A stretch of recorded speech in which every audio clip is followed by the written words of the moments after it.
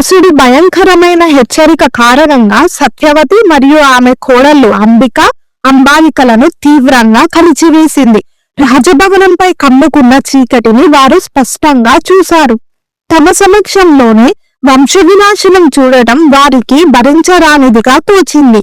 అప్పుడు సత్యవతి వ్యాసుడి ముందు వినయంగా నిలబడి, మహర్షి, ఈ వినాశనాన్ని కల్లారా చూడడం కంటే మేము తపస్సు చేసుకొని ప్రశాంతంగా దేహత్యాగం చేయడమే ఉత్తమం అని చెబుతుండగా సత్యవతి నిర్ణయాన్ని అంబిక మరియు అంబాలికలు కూడా అంగీకరించారు.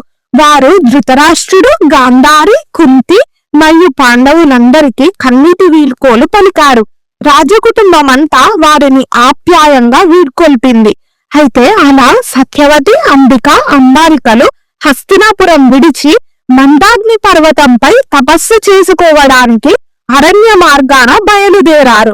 వారి నిష్క్రమణతో హస్తినాపురంలో ఒక శకం ముగిసినట్లయింది. భవిష్యత్తుపై మరింత అంధకారం అలుముకుంది. అయితే నా నెక్స్ట్ వీడియో కోసం వెయిట్ చేస్తూ ఉండండి. And please like, share and subscribe to my channel Pravikavya Tarangam. Thank you.